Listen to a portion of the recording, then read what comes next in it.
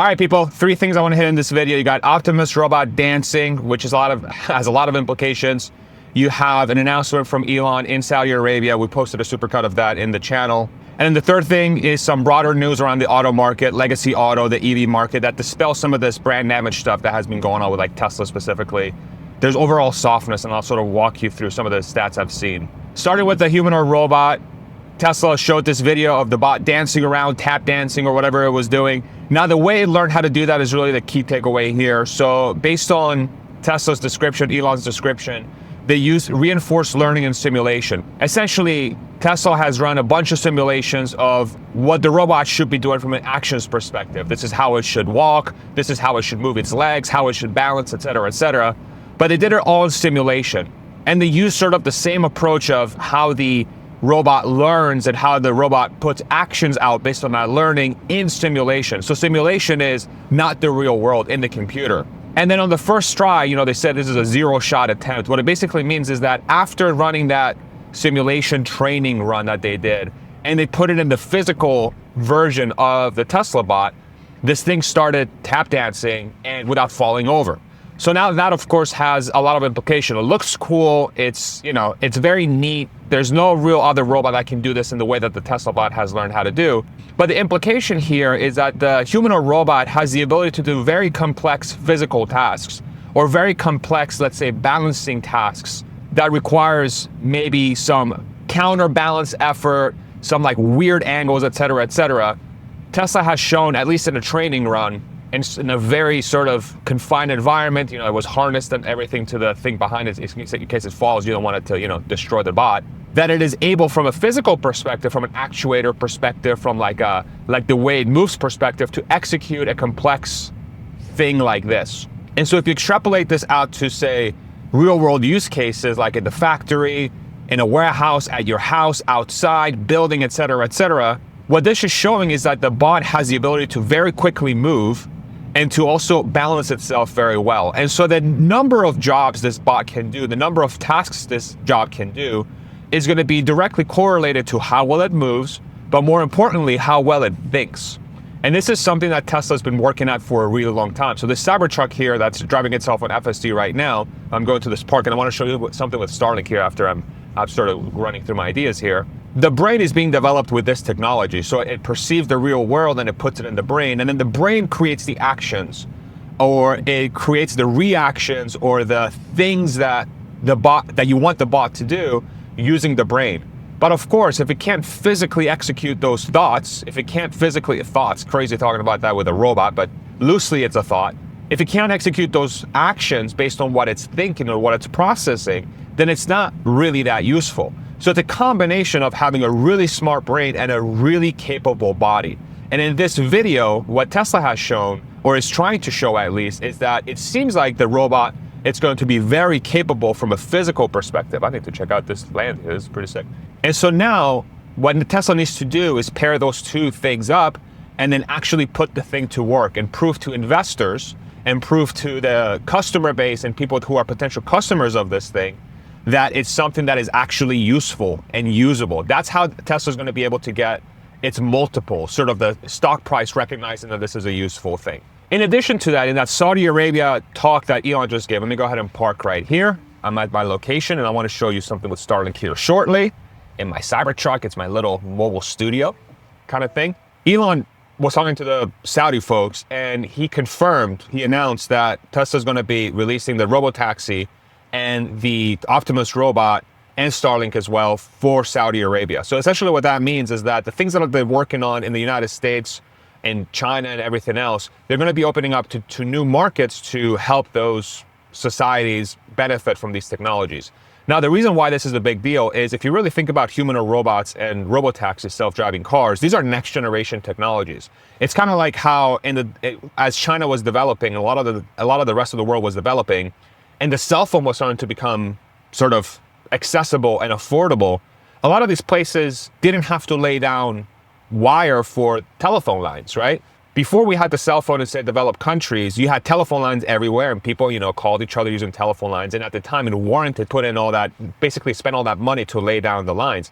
But when the cell phone came out, we just completely bypassed that and we went straight to satellites, right? And then a lot of these areas didn't really need to develop the initial version of a telephone, which was the lines. They just went straight to the cell phone. So in the case of like Saudi Arabia, which is a lot of places in the Middle East now are becoming quite developed, especially some of the Arab countries. The humanoid robot and the self-driving vehicle is sort of this place for these countries to really benefit from the next generation infrastructure type moves. With robotaxi self-driving vehicles, what does that mean? You don't really need a driver, so the cost of operation goes much lower. You're limited by how many cars you can make, not how many drivers you have accessible. So the supply of self-driving vehicles, the supply of transportation can potentially 10x or 20x, right? Which means a lot less wait times, a lot less sort of, oh, I don't know which app to use or I don't know who to call to come get me. There's going to be freaking robotaxis everywhere because it's going to cost next to nothing for these taxis to just sit and wait. There's no driver you have to pay. And the battery, it's barely going to basically, there's not going to be much vampire drain or the battery just sort of like wasting itself while it's waiting. It's going to be much more affordable, way, way, way cheaper to just let a empty robotaxi sit than a taxi with a driver, because then for every hour that passes, you have to pass the driver. So that's going to drive the cost of transportation massively down. So in countries that are trying to develop where there's not potentially enough drivers or there's not enough cars available, all of a sudden you have a forcing function for those countries to have transportation that's affordable from the get-go and self-driving. And then from the human or robot perspective, I mean, that speaks for itself. You have essentially unlimited labor. You can print, quote unquote, you can make as many robots as you are limited by factories and materials. Right now, labor is limited by humans, is how many humans we can make. And we all know that the fertility rate has come down globally and we're just not making as many babies as we used to, as many humans. And humans are directly correlated to the economy because the more people you have, the more stuff gets made and the more stuff gets bought.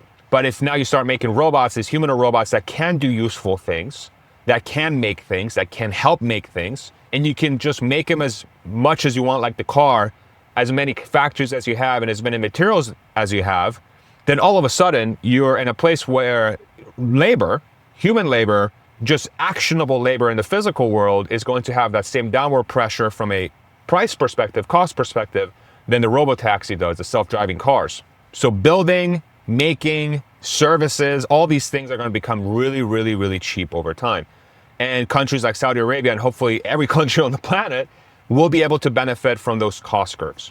And so that's a brand new market that's opening up for companies like Tesla. There's a huge AI summit going on in Saudi Arabia right now. There's a bunch of people there. Sam Altman is almost also there, and Elon and Sam have beef, so maybe they'll make up, maybe they'll hug it out, and hopefully this drama just goes away. Doubt it. We'll see. And then the last thing I want to talk about here is the broader auto market. If we look at some of the earnings reports that are starting to come out from some automakers, we talked about Tesla. They had a very bad delivery report and their earnings were down a lot, but the stock is up $100 since that earnings report, basically, because it seems like Wall Street they don't care about deliveries as much. They're waiting on robotaxi. They're waiting on the self-driving stuff. They're bought, right?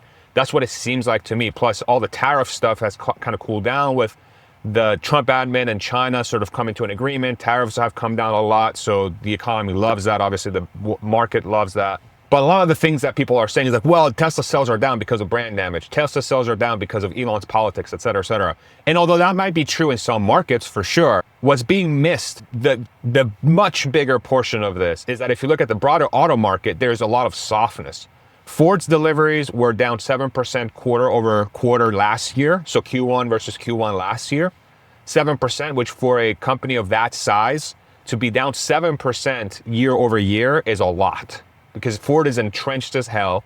They know exactly how many cars and trucks they can make. And so that points directly to softness in the auto market. And this was before the tariff stuff got crazy. Remember, Liberation Day was April 2nd, and that quarter report from Ford would have been from January through March, right? So that softness is there already in the economy. And that's because cars are very expensive. Ford doesn't really make an affordable vehicle. They make F-150s and Mustangs, basically in the US market at least. Then we got numbers from Rivian, which you would have thought they would have gotten a lion's share of Tesla's sales because of quote unquote brand damage. Their sales are down like 20-30% year over year for the same quarter. So where are those Tesla customers going? You would think they would be buying more Rivians. Not really. Again, softness, overall softness in the economy. Tesla was down 3 times less year over year than Rivian was. Tesla was down about 10% year over year first quarter. Rivian was down about 30% year over year. So where are these customers going, right? The third one, Honda just reported quarter one earnings, quarter four technically, but they sort of have this like fiscal year, basically they shift the calendar over a quarter versus the actual calendar we all go off of. But basically last period, their profits are down 74%. Okay. So if the car market was doing well, right, but Tesla was suffering from, say, brand damage or lower sales, you would think that everyone else would be doing okay, right? But then Tesla would be down. But the opposite is happening. Literally everybody's down. Everybody's down. Nissan is laying off 20,000 workers, I believe. So it's like the auto market is in pain. So what does this mean? For it to rebound, there need to be vehicles that are affordable for people to buy or for people to use. I wonder what people are moving towards. Oh, electric vehicles. Okay, cool. If you look at every stat, remember like 1 or 2 years ago, oh my God, electric vehicles, nobody's buying them anymore. You know, what a dead technology, crazy dead technology. False, the EV adoption is still going on. But more importantly, the companies that are focusing on the most affordable vehicles right now, they're not gas car companies. They are electric vehicle companies. Tesla with its compact car and with the robotaxi, you know, it's going to lower the cost of transportation by a bunch, but at that point you have to make a decision to not own a car technically, or you own a car and you rent it out, right? It's sort of like Airbnb. Companies like Slate coming out with a $20,000 EV, et cetera, et cetera, et cetera. And that's because these legacy automakers waited too freaking long. They waited too freaking long to start making electric vehicles, to take advantage of the superior technology for transportation. And now they're stuck with a literally dying train wreck that on this channel we've been calling for years. Of course, the timelines were completely off the way I called it. I thought it was going to come much earlier than it did, but it's obvious now that it's coming. I mean, it's an unstoppable train, and the only way for these automakers to escape it is by making electric vehicles that can drive themselves. None of them are really doing that at all. And so goodbye. Unfortunate reality, but that's where we're going. And another real quick thing I want to hit about this sort of EV demand thing, the GOP, the Republican Party in the United States is basically trying to push a bill to repeal the $7,500 tax credit for electric vehicles, which I think is idiotic, to be completely honest. You should be incentivizing the country to move towards the new technologies, not the old technologies. And so you're keeping all these oil and gas subsidies open, but you're closing down the EV subsidies, which is going to be your next generation transportation and energy generation, energy storage, energy supplementation infrastructure, and you're trying to de-incentivize that, idiots, right? But when that was announced that the GOP might be trying to repeal that credit, the stock did nothing. Tesla stock specifically did nothing. And you would think that if they're successful in repealing that credit, demand for Tesla would go down, right? But and none of this is investment advice, but if you think about what happened after quarter one earnings with Tesla stock, it has been up almost $100 since they reported that disastrous earnings and delivery report. And then on top of that, when Congress is trying to repeal the $7,500 tax credit for EVs, the stock does nothing. If anything, it was up, I think, a quarter point. What this tells me, again, not investment, is that the stock market has moved on from trying to value Tesla as a car company, and they're trying to value it as an artificial intelligence company where things like self-driving and the humanoid robot and potentially even energy, the batteries themselves, that will carry the valuation for the company long term. And for people that haven't followed the story closely, we all know that's kind of where we've been trying to go, right? So very fascinating stuff. Okay, let me show you what I'm doing with my Cybertruck from a studio perspective. It's really simple right now, but I'm going to sort of iterate on this as we go along. So a couple minutes of your time. Okay, so I'm at this park, and this is the tonneau. It's very, very simple what you do here. So I have my Starlink right there, my Starlink dish. And I'll show you what I do to hook it up. It's really simple. So there's some plugs right here, and I just plug in the unit, and I'll show you what it looks like here in a second. And there you go. It's very, very simple. It's got a plug right there, so I'll plug it into the back of the Cybertruck. It's got the modem, it's got the power thing. I think this is the modem and like the Wi-Fi. I don't even know what these things are. They're just plugged to each other. And then here is this dish, and I have it pointed to where I think that it had me point last time, so over there somewhere. And then all I have to do is when I get back into the Cybertruck, excuse the wind, I hope it's not too bad, is, we were listening to the Wiggles for the little one, is we go in here, we go to outlets, right here, and then we turn these on, and then we put the keep outlets on just in case, and then usually what I do is I come in here and I put my camp mode on, and I might put it to 79 or 69 degrees, So basically what that does is it keeps the AC running while I'm in here working in the truck basically. And so, yeah, so that's the outlets and the mod. And now all I have to do basically is just go in the app and turn on my Starlink. And then after 5 minutes, it connects. I get like 150 down, 15 up. Plenty enough for me to sort of work remote and just kind of hang out in nature and work from the truck. And give my wife some peace and me not yelling at the computer when stuff is not working. So anyway, thank you for joining me today. We'll see you in the next one.